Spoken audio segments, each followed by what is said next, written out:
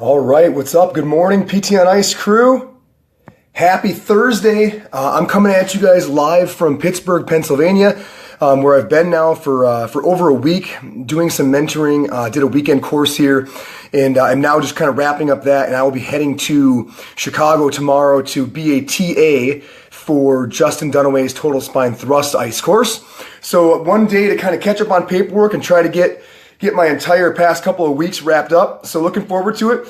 But since I'm in the mentoring mode, I thought this would be a perfect opportunity to share some tips on mentoring. So I do quite a bit of this around the country. So I'll travel to different clinics and folks will bring me in either to mentor individual clinicians or to kind of help their whole team move forward as a group and make some changes to the actual system. But either way, I spend a lot of time in this mentoring role and I reflect on it a lot. You know, I think about what works and what doesn't and why.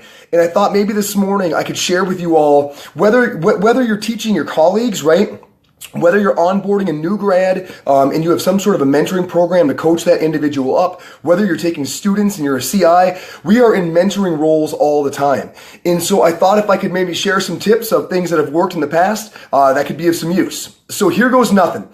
First and foremost, okay, tip number one. So I'll give you like 4 of them and then we'll try to wrap those back up for you at the end. But tip number 1 is I do think it makes sense to ask for feedback style. I used to think that was an unnecessary loop, an unnecessary hurdle, but as I keep doing it, I do think there's some value in saying, you know, what sort of feedback do you respond well to? Because when that person says, look, I want you to give it to me straight, like I really thrive on very direct feedback. You know, that's different than, you know, someone who says, hey, I need feedback in small amounts because I really like to think about it and ruminate about it and see if I can't make it change my process. So in both the quality of feedback or the quantity, right? So the amount and the type, right? If you can dial those in, you know that a priori, you can sort of plan on how you're going to dispel that during the mentoring process. Now, I want to add one thing. It's great to ask the person, but it's even better to ask somebody else who has previously mentored the person, right? Because sometimes our self-reflection is not perfectly on par with the actual process. So if you can find somebody else who has already worked with that individual and mentored them, and then you can see what commonalities you find between what the previous mentor said and what the individual self-reflected. And it's going to be those commonalities where you really want to bet your chips, right? So find those similarities between what a third-party observer found to be the case, what the individual found to be the case, and really leverage those commonalities and make sure your feedback goes along those lines. So I think even before you start the process, you can do that work to prepare for it, and that creates a lot greater impact for the individual. Okay? All right, number 2, and this really gets into thinking about what exactly you're trying to do. The big goal is not to teach at somebody, right? But to help them discover their own gaps. So as a mentor, your job is to identify salient gaps, right? What is it that they are doing or what is it they are not doing that is significantly disrupting their process, right? That if they clean that up, they would have significant increased efficiency and efficacy. What is it? Once you have identified it, the real key, and this takes some level of restraint, right? The real key is not telling them about it. Right? So first of all, make sure you observed it. So make sure you didn't just see something once and that was an outlier, right? Because the last thing you want to do, we're going to talk about the amount of feedback here in a second, but the last thing you want to do is bring up a lot of stuff, right? And if you bring up something that really isn't an actual problem, it was just one outlying circumstance where they demonstrated that behavior, but it's not their usual pattern, and you address that, you're wasting your time and you're taking away one of your opportunities to actually make a change. And you only have a couple, right? Folks can only handle so much quantity of feedback. So really make sure that you have observed it. So when you see something in their behavior, note it, right? But you might, what I would say kind of clinically is you have now detected an abnormality, but you don't know if there's actual relevance, right? You need to see it a couple of times. Now, once you see something and you're like, ooh, that was a bit of a mistake there, right? Just simmer down, right? Keep observing. And if you see it again and you start realizing, no, this is actually part of the process this person has not fully embodied yet, right? Now you want to jump in. But what you don't want to do is say it right away. Right? What you want to do is drop cues, right? So for me, it's always individual patient sessions, right? And then we debrief after each session. So once you're done with the patient, This is where the ultimate skill of a mentor comes in. You as a mentor have to try and help that patient, that practitioner reflect on what happened and on their own accord come to the realization of the gap. If you just tell them, the actual transformation of that interaction is extremely low. Extremely low. Like if you just say, hey, I saw this, you should do it this way. I would border on calling that meaningless, right? Because that way of learning just carries no depth alongside it. What you want to do is say, hey, great job. All right, let's go back. Let's think about this objective. First of all, overall, how do you think it went? Right? And just bring them back to that point in time where they're thinking about how do I think it went? Right? And give them time. Right? It's just like with patients. Give them time. Let them think about how did it go? How did I feel about it? Do I recognize any major gaps? Right? If it's just not coming to them, right? Think about, you want to slowly walk them to it, right? Like, how confident were you that you treated the right tissue? Why or why not, right? So what bolsters your confidence and what erodes it? And now they're thinking back of what evidence did they actually gather? And then boom, they're going to hit on, oh, you know what I forgot that would have made me a lot more confident? Okay, that's a learning moment, right? That's a learning moment. That is you guiding them toward self-discovery. It's you bringing them into the area, but ultimately forcing them to really work the circuits in their brain and say, oh, now that I think about it, right, I should have done this. Them clicking like that, right, using their own circuits is such a deep change, so much deeper than you saying, hey, back in this objective, you did this, but you should have done this. Right? That to me, again, borders on meaningless. So your goal is not to teach at the person, right? Your goal is to identify these relevant and consistent gaps, right? Not something you see once, something you see multiple times, and then get them into a position where they're in that neighborhood and make them think and make them process and make them say, here's what I missed. Like now that I'm back there thinking about it, here's what I missed. Okay, now we've done something. Okay? Avoid overload. This is tip number 3, right? So avoid overload. You only can make so much change in a given period of time. You have to embrace that. This is why we are so careful that we're not recognizing outliers. We're recognizing actual pattern gaps. It's why we wait and see some consistency of error and then get them back into that self-reflective process. You can only do it a couple times. And part of the reason for that is everything you teach, they have to practice twice. Okay, so one of the models I work with is everything I teach. So that moment we have with that clinician where they realized during that subjective there was a major gap, that they really did not gather current history on one of the primary symptom complaints, and thus they didn't really understand the nature of the issue. Once we identify that gap and they self-identify that gap, on the next several cases, right? They need to be able to think almost exclusively about that. Patterns are really hard to change. Right? They need to do it right away and they need to do it multiple times. So it's great because they're going to be really hypersensitive to it. Now they're going to screw some other stuff up. They don't usually screw up because they're thinking so much about not screwing that one thing up. This is a good thing. This is a good thing because they have to turn off some of the other circuits to be able to say, okay, the one thing I'm not going to screw up is I'm not going to miss the same gap that I missed last time. Let them do that a couple of times. If you try to keep teaching and keep teaching, they are never going to be able to get some reps actually making the change. If they don't get reps making the change because you overload them with processing, it's never going to actually in any meaningful way transform their practice. Avoid overload. Everything you teach, they have to practice twice. They have to do it twice. Consider this reinforcement over novelty. If you think about what drives a great mentoring session, reinforcement over novelty. Probably the most important thing that I can say, right? Telling them one more thing is almost never as valuable as reinforcing what you already told them. Because again, patterns are hard to change, right? So people need a lot of reinforcement. They need to try it again and have you walk them back again. They need to then make the change and screw up a bunch of other stuff. They then need to make the change and not screw up a bunch of other stuff.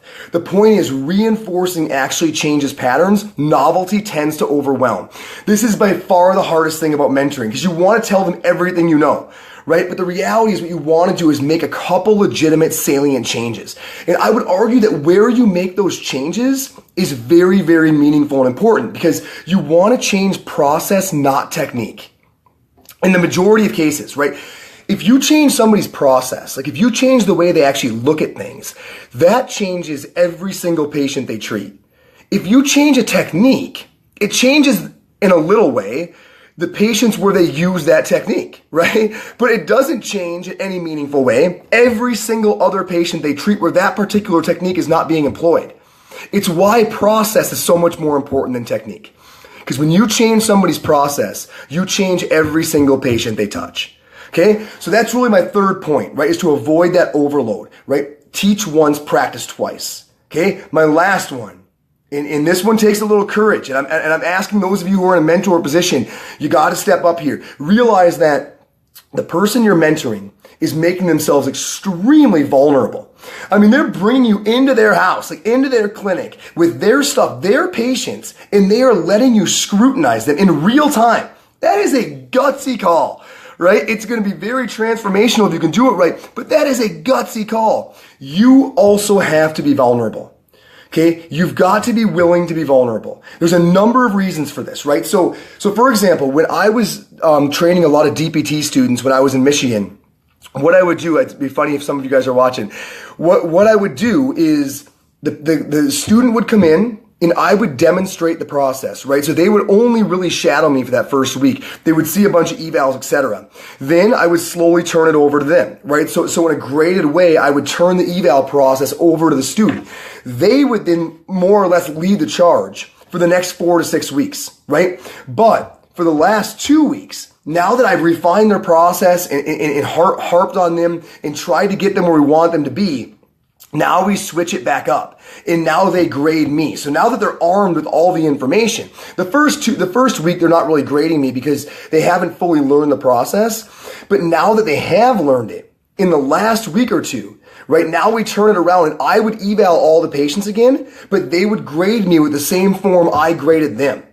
Right? This is wonderful for a number of reasons. First of all, I tell them at the very beginning, this is how it's going to go down. So they know while I am what they might perceive as being tough on them, they know those tables are going to turn. And I'm going to be willing to put myself in that same boat. And I ask them, I say, guys, at this point, you are my mentor. I am asking you for good feedback on my practice because I want to get better.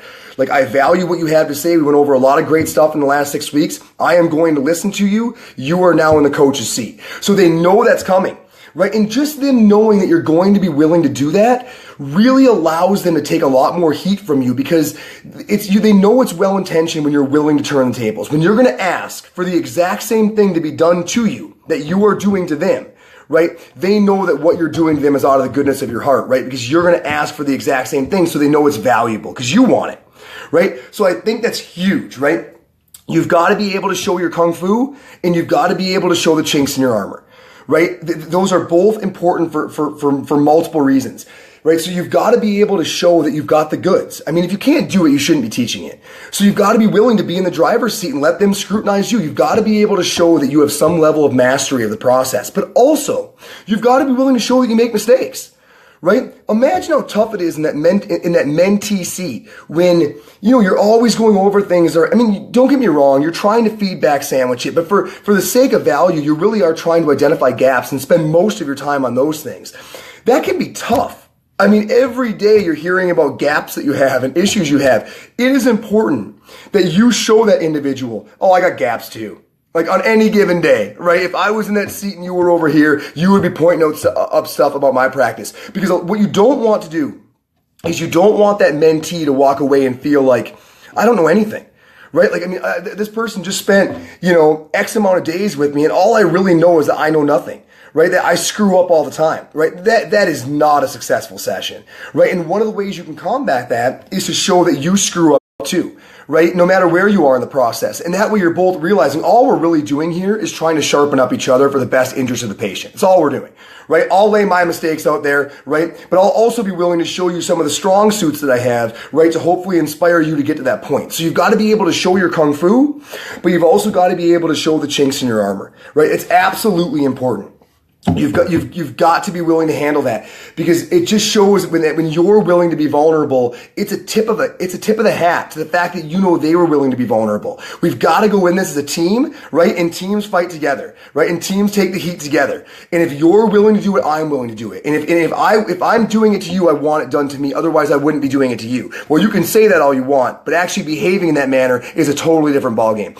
So those are really big things that I think can really change your mentoring process. Try and get a handle of their feedback style before you even start, but do it from a combination of their self-reflection and of somebody who has worked with them before you have. Find the commonalities in those two conclusions and leverage those commonalities in both your style and quantity of feedback.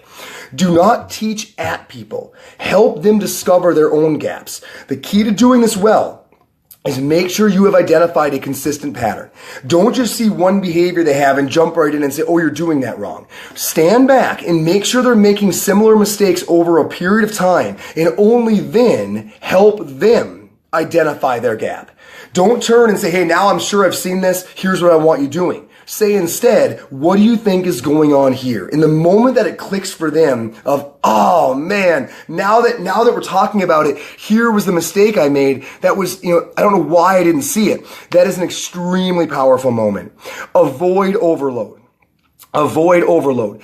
Everything you teach, they have to practice twice. Reinforcement over novelty. It is more powerful, due to how hard it is to change patterns, it is more powerful to reinforce than it is to add something new. Right? So when you honestly see a very relevant gap in their process, help them walk back and recognize it, and now give them reps of changing it. The first rep, they're going to screw up a lot of other stuff because they're so focused on this. Allow that to happen once or twice. Don't be nitpicky. They're trying to change, right? Now, on rep 3 or 4, you want to be able to see them bring it all back together, right? Make the new change and not make the other mistakes. Maybe the most important one is be willing to turn the tables. Let them know you're willing to turn the tables. Let them know you will do an eval in front of them and let them critique. Let your student know you will turn those tables back around at the end. I wouldn't be doing it to you if I didn't want it done for me. I can say that, but I will show you that by flipping those tables and being in that position. So I hope that has some value. I deeply love mentoring. It's an absolute blast. And I think when it's done well, and surely there's times I do it better than others, there can be a lot of value there. Hey, what's up, Aaron? Dude, I'm glad you're pumped. Now that Aaron brings that up, thank you, Slippery Rock University, for having me on your campus yesterday, talking to all of your second-year students about prevention, health promotion. We had an absolute blast. We had a packed room, and talked about kind of where our field is going from a prevention, health promotion standpoint. What a riot, So, hey, thanks to all the schools that are reaching out. So I've got a whole number of universities that I'm talking to about prevention, health promotion practice over the next 6 months. So I can't wait to see all of you out there, all of you students who are at one of the universities that has invited me to come on board. So thanks, Slippery Rock, and thanks everyone else who's jumping on board. Other than that, guys, coming up, Justin Dunaway's online course is about to start May 7th. 8 weeks of a deep dive into persistent pain, all online, ptonice.com. You want to jump in there. I'm not sure where that is in capacity, but if you want to be in that 8-week online course with Justin Dunaway, make sure you jump in, because May 7th is the start date. And then Eric Chaconis has the extremity course this weekend at Briarcliff University in Sioux City. Awesome, guys. I hope there was some value there. Let me know if you have any questions. For those of you who are mentoring, do keep it classy, right? Don't overwhelm people. Be willing to be in the hot seat.